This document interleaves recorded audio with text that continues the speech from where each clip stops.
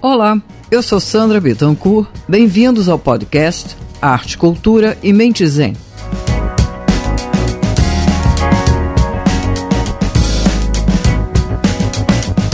A conversa com o curador Walter Arcela, natural de João Pessoa, residindo no Recife há mais de um ano. Arcela assina a curadoria da exposição A Arte é a Prova dos 9, que marca o início das comemorações pelos 20 anos da Arte Plural Galeria, no Recife, a serem completados em 2026. Inspirada conceitualmente em versos do antropofágico Oswald de Andrade, será possível apreciar a concepção oswaldiana ou até hipóteses dessa concepção através de obras, pinturas, esculturas e fotografias assinadas por 16 artistas de diferentes gerações e linguagens, a saber, Guto Oca, Beth Gouveia, Cristina Strapação, Conchita Brenan, Gerson Ipirajá, Jairo Arcoverde, Jéssica Amorim, Luciano Pinheiro, Lucas Elias, Maurício Arraes, Mozart Santos, Priscila Burr, Renato Vale, Suzana Azevedo e Yasmin Formiga. Arcela ressalta ainda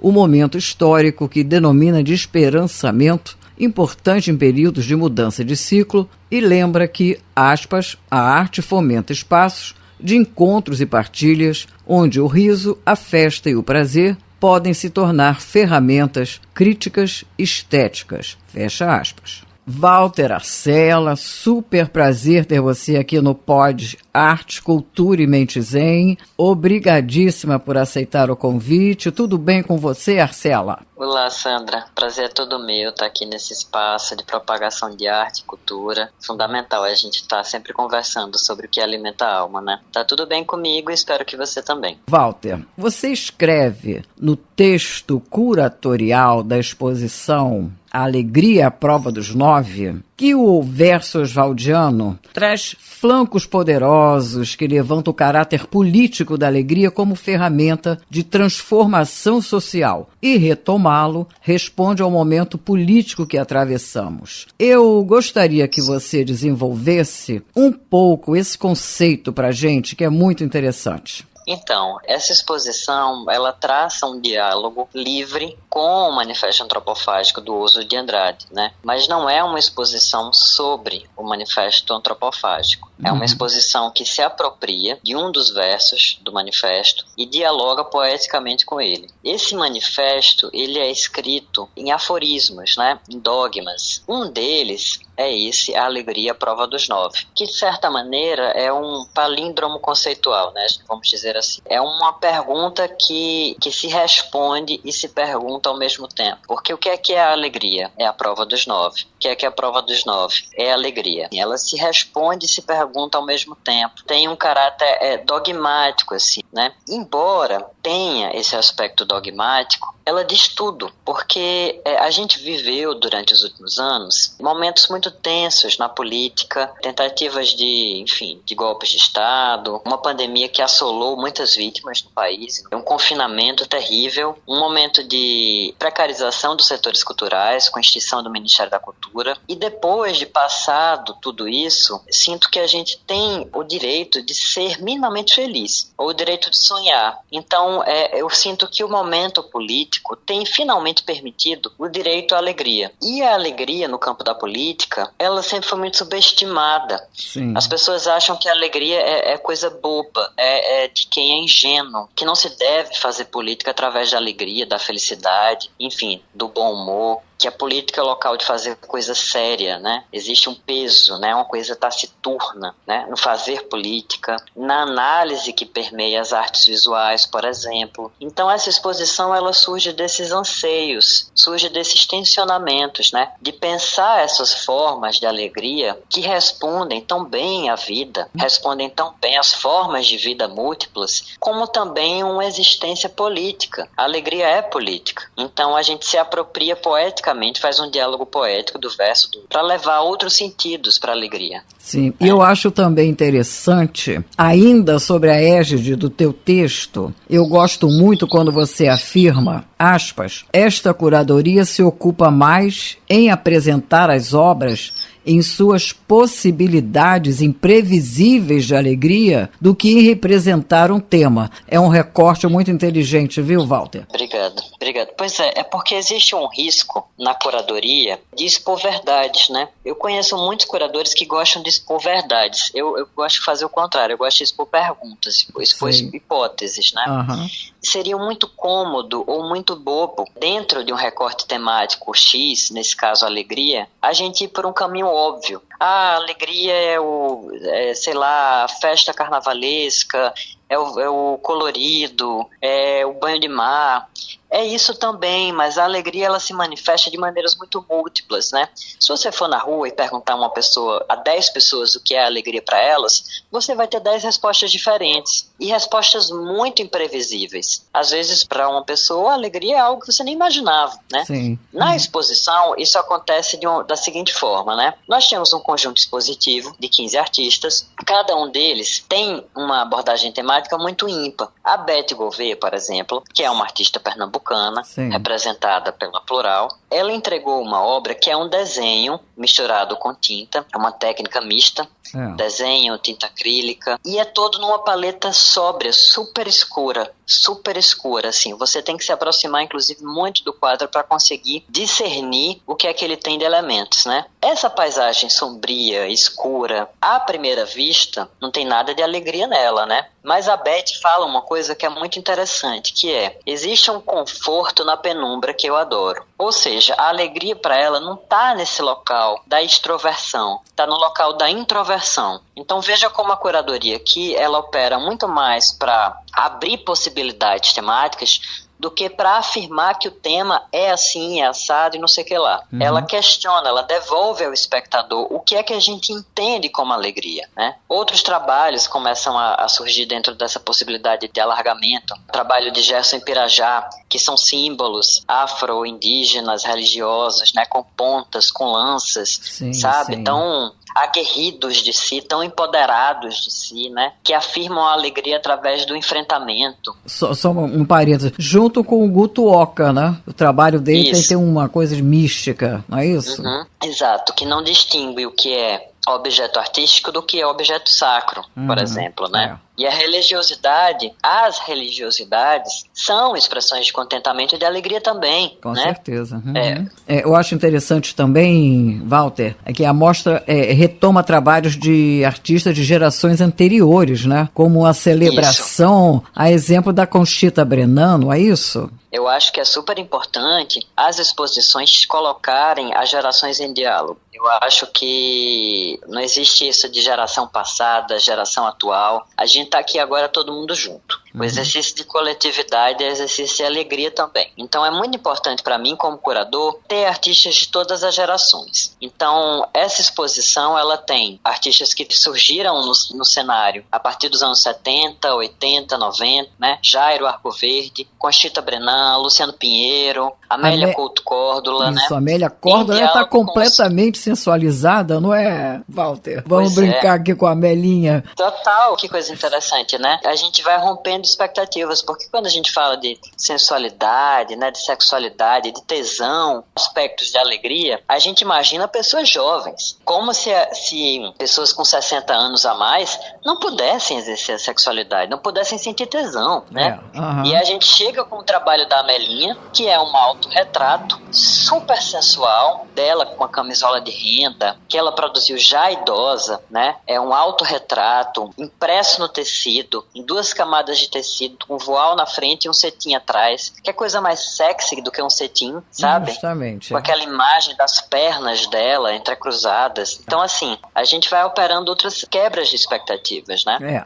Então, aí a gente tem esses artistas enfim... Uma fotografia também interessante é da Priscila Burr, né? Foi produzida no contexto da pandemia, não é isso, Marcela? Sim. Pois é, a Priscila está apresentando uma fotografia que ela fez durante o tempo da pandemia, do isolamento, onde a gente tinha sempre que esterilizar os nossos alimentos, né? E aí ela foi lá no supermercado, colocou o que ela comprou na pia para esterilizar, e o filho dela chegou e colocou um brinquedo, um dinossauro de plástico. E aí quando ela viu aquilo, ela fotografou. É engraçado, né? Porque ela ressignifica um momento de alta tensão, com uma resiliência tão bonita, tão delicada, né, tão poética. Né? O brincar em meio, no final o que contamina é a alegria, né? O brinquedo é que contamina o alimento nessa situação. Não é mais a Covid que está contaminando o ambiente, é a alegria, é a resistência que contamina o alimento nesse caso, né? Agora, o Lucas Elias, ele é aquele que expôs em Paris a série Calções? E agora a exposição é as bananas, né, Walter? Isso. O Lucas é um artista jovem, ele nasceu em Santa Catarina, mas está radicado em Recife há cerca de 1 ano, e tem uma produção muito múltipla que fala sobre as cadeiras, né? E já expôs em muitos lugares, em Miami, em Paris, no Porto. É a primeira vez, no entanto, que ele está expondo na Galeria Arte Plural, enquanto convidado, e está apresentando uma série inédita de aquarelas com desenhos do mapa do Brasil numa casca de banana. Muito legal. A banana, ela foi usada em muitos momentos no modernismo, né? Ela virou um símbolo de identidade nacional. Enfim, quem está ouvindo aí deve lembrar do programa do Chacrinha, das bananas, né? Daquela explosão toda, das músicas, nós temos banana para dar e vender. Enfim, sempre usada com muito deboche, né? Com muita crítica. A banana, ela é um signo assim que explode na cara da gente, um monte de pergunta, né? Um monte de tensionamento. No Lucas, no entanto, essa produção da banana, ela surge com muito respeito e me lembra, por sua vez, um verso do Drummond, de um poema que se chama assim, Já Fui Brasileiro. O Drummond vai contando de tudo que ele viveu enquanto brasileiro e no final ele diz, já fui irônico, hoje não sou mais. E olha só que engraçado, né? Porque o trabalho do Lucas, ele não é um trabalho de ironia e dialoga diretamente com esse Já Fui Brasileiro do Drummond. Ele já foi irônico, hoje não é mais, né? Então olha só que interessante, né? Você pegar um signo de brasilidade que foi usado em muitos momentos na história da cultura e reverte isso, e quebra a expectativa, né? Não é o deboche que está em questão agora. E sobre a Yasmin Formiga, que também tem um trabalho fantástico, né, Walter? Ela apresenta antropofagia catingueira, abocanhando uma pitaia, né? Muito bacana. Sim, Yasmin é outra artista maravilhosa do casting da Arte Plural. Inclusive, a Yasmin ganhou agora o Prêmio Pipa, né, que é a premiação mais importante de artes visuais no Brasil. E, historicamente, o Nordeste é excluído dessas premiações. Se você pega estatisticamente os resultados de quem foi premiado, assim, é muito majoritariamente pessoas fora do Nordeste, então é uma vitória muito significativa, sobretudo porque o trabalho da Yasmin Formiga é diretamente ligado à ideia de pertencimento ao sertão, né? Esse território que é interestadual, o sertão que existe em Pernambuco, na Paraíba, na Bahia, enfim, no Nordeste inteiro, é um território que possui o único bioma exclusivamente brasileiro, que é a Caatinga. Todos os outros biomas existem em outros territórios, o Pantanal, a Mata Atlântica, a Amazônia, todos eles não são exclusivos do Brasil, mas a Caatinga é o único bioma exclusivamente brasileiro. E o trabalho da Yasmin foca nisso, nesse pertencimento, nessa identidade catingueira. Na obra que apresentamos, nessa mostra, a Antropofagia Catingueira, a Yasmin entra no meio de um cacto enorme e seus cabelos vão se prendendo a esses cactos, se fundindo, né? Você não sabe mais o que é corpo da artista, o que é vegetação. E ela abocanha uma pitaia, né? Que é a fruta do cacto. E ela vai abocanhando, e na medida que ela vai abocanhando, abelhas sem ferrões vão surgindo no rosto dela e tomando o rosto dela. E ela continua o gesto com muita naturalidade, numa ação de total integração com a natureza. Não existe mais diferença entre corpo humano, corpo vegetal, tudo se funde. E esse gesto de abocanhar, ele é repleto de identidade, de alegria, de contentação, de satisfação. Ela come junto à terra, ela come junto, ela bota para dentro de si a alegria de pertencer a um território.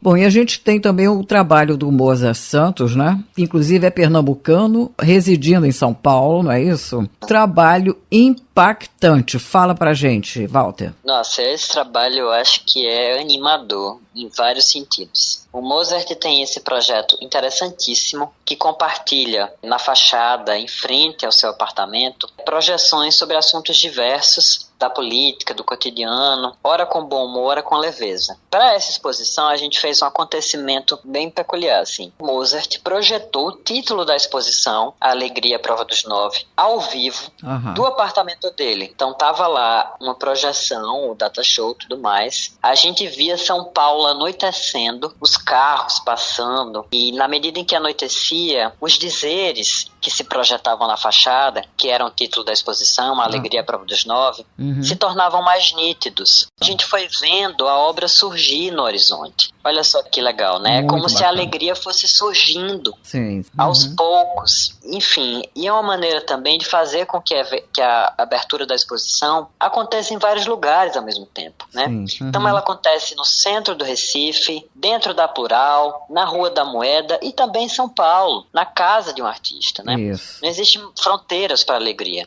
Fronteiras diluídas, exatamente. Fronteiras diluídas. A alegria ela tem que estar permeada em todos os poros. Isso, muito bacana. Bom, Walter Arcelo, eu gostaria agora que você nos falasse, em linhas gerais, já saindo da exposição, sobre a formação em curadoria. O que você poderia dizer para a gente? Eu acho que essa formação ela é bastante errante, né? Eu gosto de dizer que o curador ele é um Frankenstein, porque ele absorve conhecimentos de várias áreas, né? Do campo da sociologia, das artes, da comunicação.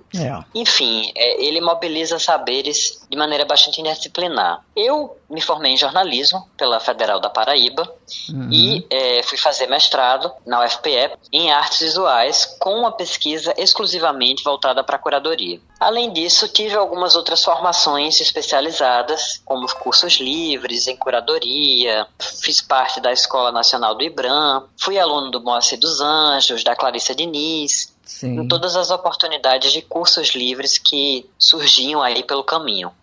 Então, trabalhei bastante tempo em museu, que me rendeu um olhar sobre o viver coletivo, né? As obras como um bem cultural que devem ser acessadas pelos públicos, pelas comunidades, né? A importância da cultura para a sociedade. Ela me veio através da experiência de trabalhar em museu. E depois, durante muito tempo, eu trabalhei em galeria privada, né? Eu trabalhei 2 anos na Amparo 60, que é uma grande escola, né? Para qualquer um que passa lá, porque é uma galeria de 27 anos na cidade do Recife e que tem um programa super potente. Então, eu acho que minha formação, para além dos espaços formais de educação, universidade, pós-graduação, cursos, ela se deu muito no fazer e ter o direito de acessar esses equipamentos culturais que te formam na prática. Então eu acho que essa errância é por aí, né? Ela vai, você erra, enfim, vai aprendendo no percurso. Quanto ao esperançamento, importante em períodos de mudança de ciclo e que reforça a alegria como medida de autenticidade na vida, né, Walter? Eu acho que é o Jorge Luiz Borges que tem uma frase belíssima, que é assim: a utopia, ela não foi feita para ser realizada, senão deixa de ser utopia. A utopia, ela é feita para fazer a gente continuar caminhando. Se não tiver esperança, se não tiver utopia, a gente estagna no mesmo lugar. E aí não faz política, não faz revolução, não faz amor, não faz cultura, não faz nada. Então, sem esperança, sem esperançar um futuro melhor, a sociedade não vai sair do lugar. A pessoa não sai do lugar, a pessoa não sente afeto. Então, eu acho que o esperançar é sempre acreditar que a gente é capaz de construir algo melhor. Como o curador já disse, a alegria e a arte continuam sendo o cálculo mais exato da vida, não é isso? Exatamente. Walter Arcelo, obrigadíssima pelo papo, super parabéns pela curadoria, muito inteligente, muito eficaz, sucesso para você. Muito obrigado, Sandra. Vida longa ao seu programa também. Vou ficando por aqui. Não se esqueçam de curtir, se inscrevam no canal, compartilhem e ativem o sininho das notificações para serem avisados quando sair uma nova conversa. Obrigado a todos. Na próxima semana tem mais. Espero vocês. Até!